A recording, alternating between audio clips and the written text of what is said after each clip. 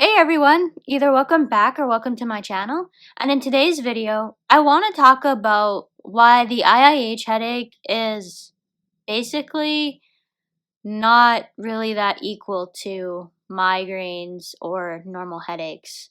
So before I get into any details on this topic, time for the intro. Hey everyone, my name is Ashley Stewart. So 2018 was actually a pretty hard year for me, but it was also a pretty good year too. So I completed my bachelor's degree in biochemistry, but at the same time, I was also diagnosed with a rare condition called idiopathic intracranial hypertension, or IIH. Some of you may also know this by its older name called pseudotumor cerebri. So if you're curious to learn more about what it's like to live with this rare condition, then I encourage you to watch on. Don't forget to subscribe, and I upload new content every Monday and Thursday afternoon. So I know I've covered the major differences between IIH headaches and migraines before. You can check out that video. I will link it above as well. And I've covered a lot about IIH headaches, but I want to explain what separates the IIH headaches, a majority, from migraines and headaches. Because when your family or people who are around you hear that that I'm sorry, I can't come out tonight, I have a headache, they're gonna say, take an Advil, take a Tylenol, and basically you'll be fine. This is one of the things I hate to hear the most. So I would have said the exact same thing, to be honest with you. If before I was diagnosed with IIH, I would have said the exact same thing. Sure, take an Advil, take a Tylenol, and just deal with it. However, the IIH headaches are different.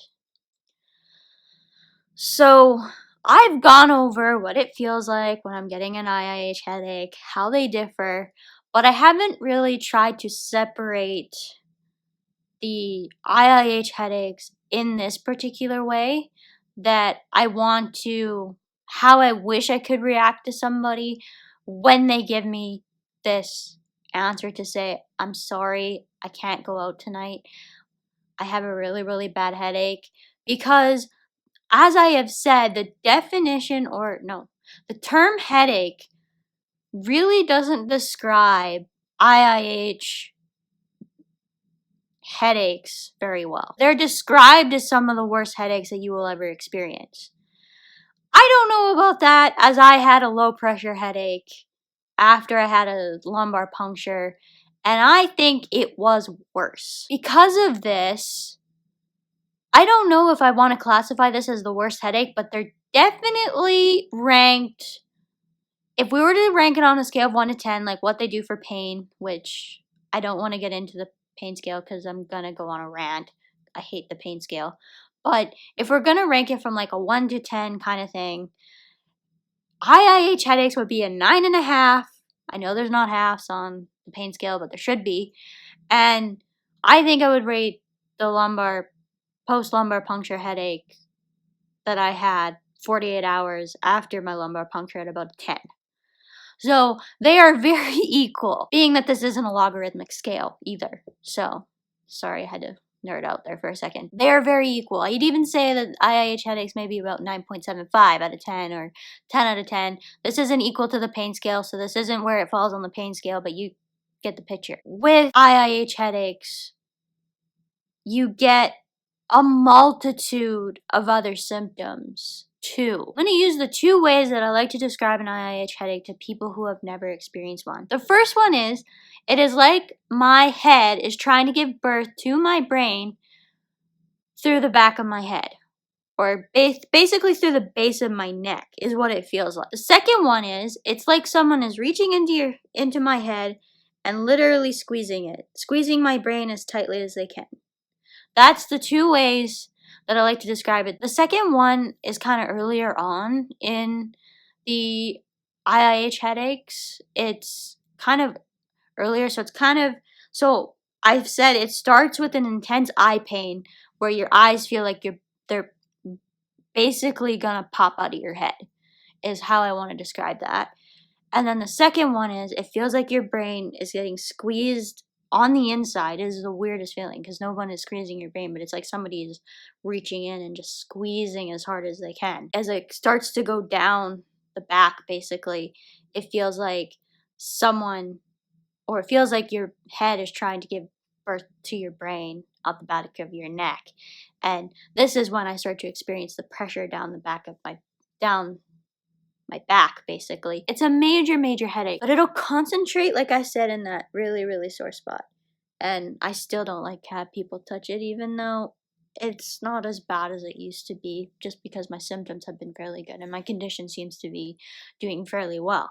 So, yeah, but it definitely hurts a lot of the time. I just don't notice it unless I really pay attention to it. Along with that, you can have other pain in the body. So you can have muscles that hurt. The fatigue is another thing that you can be dealing with. So fatigue is also a huge issue. There's a lot of similarities between the migraines, I think, is probably the closest comparison. And the reason, like I said, I have mentioned this so many times, the reason why I use the migraine comparison so much is because a lot of people do experience migraines. Normal headaches just aren't comparable to IIH headaches. If your headache responds to Advil or Tylenol, then it's not very bad. Our headaches usually don't respond to any type of over-the-counter medication. I'm really, really opinionated on the pain medication. I don't like to take anything for it. I'd rather use something like my headache helmet or just getting through it. I hate taking medication, so I really try not to. When the headache gets really bad, you start to wonder, maybe it's time to take something. Even I'm like that, and it must be getting bad if I want something for it. So as you guys know, I recently had an injury. So I've actually been just getting back on my feet again, like literally back on my feet. So I've actually just kind of started removing I took off the boot lately, and that was pretty exciting. But I had this injury and I broke my ankle. And the broken ankle was quite comparable to how an IIH headache feels like. I was actually saying in the ER, I'm just like, well, it's painful, but it's not really at the point yet where it's comparable to my IIH headaches. And then I got to back home that night after being in the ER. We got home pretty late, actually. And I barely slept because it actually peaked above what I would normally experience for IIH headaches. So it actually kept me awake. It was very comparable to what IIH headaches actually feel like. So if that kind of gives you a good analogy, breaking the bone that I broke, then I hope that helps a little bit. It is it's a very, very painful condition. But like I said, I want to do absolutely everything I can do to manage pain on my own before I ever was to take anything for it, especially higher than over-the-counter medications. I just don't like the thought of taking any more prescription drugs, especially for pain. I just don't want to be doing that. So I am probably quite strange in that aspect. I wanted to do this topic because we need to separate IIH headaches a little bit more from general headaches and migraines as a part of raising awareness for IIH, because people will hear headache and they'll immediately dismiss it and say, oh, it's just all in your head, which it kind of is. And to be honest, I've had a lot of benefit from doing meditation with my IIH. I really think I have. I think it's helped tremendously.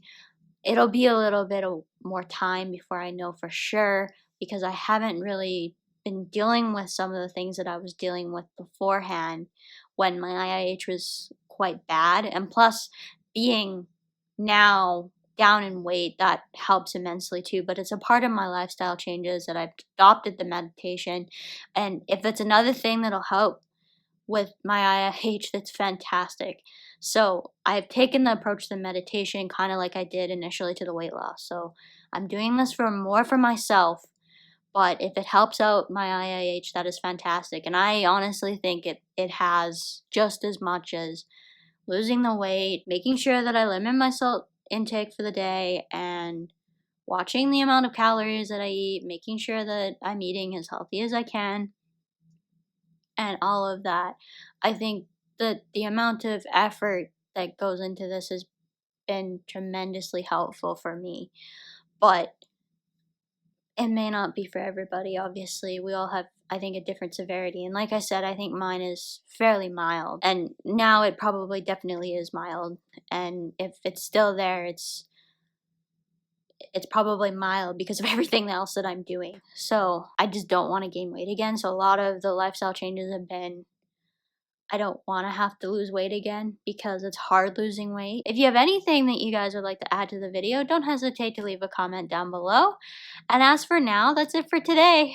Bye everyone.